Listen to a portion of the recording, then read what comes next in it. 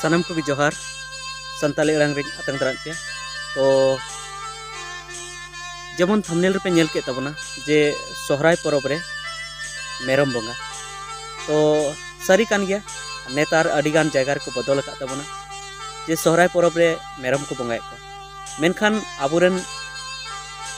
बाबा ताको आबुरेन बापू ताको गोड़म हाड़ाम ताको नवा कथा को ले थेना जे सोहराय रे दो आबु दो सुक्री गिबुन बोंगा को आदो जहां को बदल के उनको कुलिया को खान नवा को मेने जहां को दो जे हें आले ओड़ा रे दो दिकु को हिजुत तेना ओनाते आले दो मेरम ले बोंगाय को चेदा मेरम दो चेदा से जुदी सुक्रीम बोंगाइया तो दिकु को लगी दो जुदते मिटन मेरम मा हुआ तो नोनी कथा को ले और जहां दो नवा को मेने जे तीन एम नेल बड़ाया तीन एम पांति बड़ाया सेंद्रा बड़ाया बाकू नामो कना तो देला ओनाते मेरम गी बोंगाय में नोनका को बदल का तबना अडिगान जायगा रे अडिगान हो अडिगान घारंज तो नोंका गी अतु रे हो मा मोड़े रे सानाम अतु रे गई को बोंगाय को थेना करी बच्ची को मेना करी बच्ची को बोंगाय को थेना और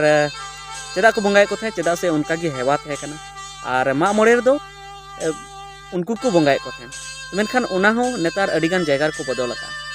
जहां को दो को मेने बांग आले ठे दो दिकु हो मेना को तो ओनाते आले दो मेरम गिले बोंगाय को और जहां को दो अड़ी रकम कथा मेन कते उनको को मेने जे नेतार दो बाले बोंगाय को करी बच्ची दो बांग गई दो बाले बोंगाय को गई डंगरी दो आले दो नितो दो मेरम की तो नोनका को बदल के तबना मेनखान ओना अतु रे जहाना बांग हुई लेना गजगुर बाकू गजगुर लेना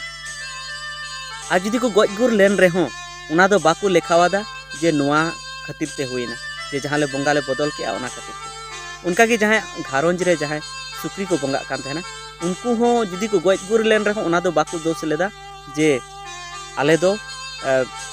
सुक्री खन मेरम ले बोंगा केते नोंका ले गजगुरेना ओना को बाकू दोष ले ओना बाकू मेन ले चेद हो तो नितो तेहना गालमराव दो जहां कान तबना ओना दो कान तबना जे नितो जहां अबो मित समय ते मित दिन ते बाबुन सोहरायो कना बांग दो जहां कतिक बोंगा रे जहां को सोहरायो कना उनको मित दिन ते को सोहरायो कना बांग दो नोते जहां पुस बोंगा रे जहां बो सोहरायो कना पुस चांदो रे उनको मित दिन ते बो सोहरायो कना ओकोयटा गी मित दिन ते दो बाबुन सोहरायो कना और नोआ खातिर ते बाबुन सोहरायो कना चेदा से अडिगान जायगा रे अडिगान अतु रे नोंका कथा को मेने जे आले दो पुइलु पुस रिगिले हेवा कना पुइलु पुस रिगे आले दोले सोहरायो और जहां को दो को मेने आले दोले हेवा कना जे पुस चांदो पड़ाव काते पहिल रविवार पहिल सिंगे माह जहां हिलोगी हुआ उन हिलोग गिले उमुआ सोहराय ले उमुआ उन हिलोग गिले एतहबा जहां दो उनका को मेने का जे पुइलु बुधवार और जहां को अतुर दो नोंका हो ओंडे को मेना आले दो रविवार हिलो सिंगे माह हिलो और सगुन माह हिलो बुधवार हिलो ले उमुआ ओना खन बगी काते एटा दिन दो बाले उमुआ तो नोंका को मेने आज जे नोआ दो हेवाव कना तो इᱧ मेन दो जे जुदी नोआ हेवाव कान तबना ओना खातिर ते अब मिद दिन रे उमुक बाबुन मेनदा सानाम होड़ अपनार अपनार जिद को मेने जे आले दो उन हिलो निया हिलो गिले उमुआ दुनिया रे जहां तिस गिकु उमुक आले दो बुधवार हिलो गिले उमुआ आले दो पुइलु पुस हिलो गिले उमुआ आले दो रविवार हिलो गिले उमुआ नोंका जुदी ओना जिद बुन साब का तो मांग तो ओना तहे कान तबुना जे मा मोड़े रे अब गई गिबुन बोंगा को मेनखान ओना चिकाते बुन बदल के और बदल कते हो चिकाते अब बाबुन बड़िजो का तो जहां भली लगी कना भली लगी दो बदल लेखान मारांग बुरु जाहिर अयो मोड़े को तुरुई को नुकु को गड़ो बन और बढ़िया लगी जुदी बुन बदला तो ओना रे दो बाको गड़ो बन तो भली लगी अब जहां ठे बुन बदल के तो ओना रे को गड़ो आपना चेद भाई बाको चिकले बुना बीच कम ओना मा अब बोंगा तेगी लगती तहे कना अब दिकु ठेन बतर कते चिदा करी बच्ची बाबुन बोंगा को चिदा गई बाबुन डंगरी बाबुन बोंगा को से दिकु ठेन बतर कते चिदा सुक्री बाबुन बोंगा को मेनखान ओना सुक्री बोंगा बुन बदल के उनाते तो जहाना बांग चिकलेन ताबुन गई डंगरी बोंगा हबुन बदल के उनाते तो जहाना बांग चिकलेन ताबुन अतु और जहां अबु जहां ओड़ा रेना हंडी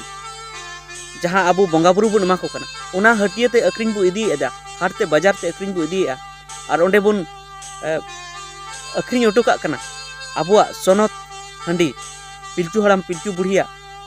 सोनत रासा बुन अक्रिंग चुका कना मारांग बुरुआ जहां आया हंडी कना उना बुन अक्रिंग चुका कना उना ते चेन मान चिका कान तबन और मिद दिन ते जुदी बुन सोहराय लेन खान उना ते गुजु अबुन तो नोआ दो चेद लेकान कथा कान ताबोना तो इᱧᱟᱹᱜ मेन दो जे मिद दिन तबन सोहरायोग मा ओना चेद हमान चिका ताबोना जखन उन नियम बो बदल के चेद भाई चिका लेना मारांग बुरु जाहर यो मोड़े को तुरुई को आबू को गड़ो बन गया चेद बाको चिका ले ताबोना तो आबू जुदी लहासे लहांती लगी आबुआ भलाई लगी संताल समाज ना भलाई लगी जुदी मिद दिन तबन सोहरायोग तबे चिका चेद भाई चिका जहाँ करे मा माग मोड़े हो नेतार बाको बोंगा का आले सुबजुड़ा रगी बाको बोंगा का ले तेना को मारांग दो को बोंगा कान थे नोड़े हो करीबची को मा नोड़े को बोंगाई दी कान थे ना गई को बोंगाई दी कान थे मेनखान नितो बाको बोंगाया मेनखान चेद हमान चिका कान थे को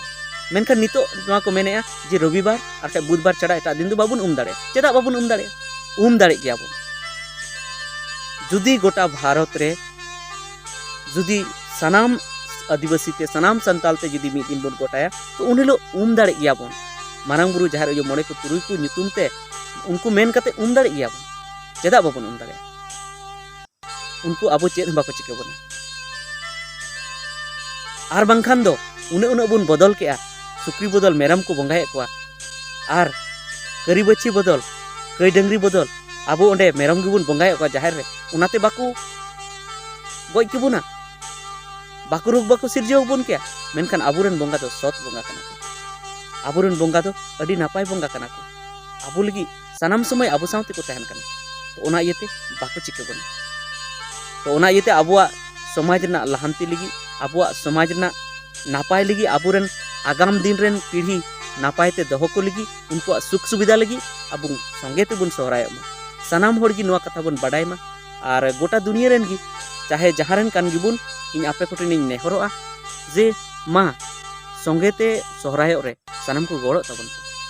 आर बांखान आगाम दिन लगी आबुआ समाज लगी आपन गिद्रे लगी आबो गड़म गिद्रे लगी अड़ी बड़ी चेदा से नोंका गी हानते नाते हाना नवा दिन रुबन सोहराय तो बै बैते सोहराय दो चाबा उतरो तबना सोहराय ना जहाँ इफेक्ट मेना जहाँ प्रभाव मेना ओना हो चाबा और मिद दिन ते जुदी बुन सोहराय तो सोहराय ना प्रभाव उना हुआ जहाँ धाक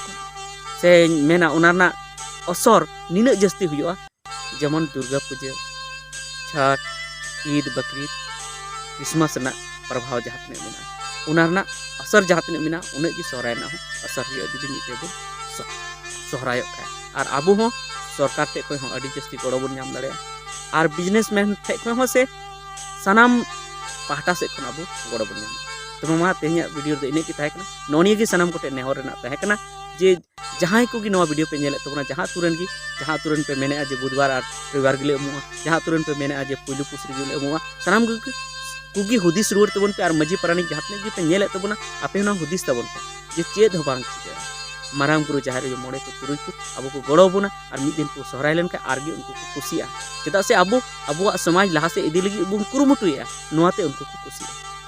चेद बांग मतबे सराम को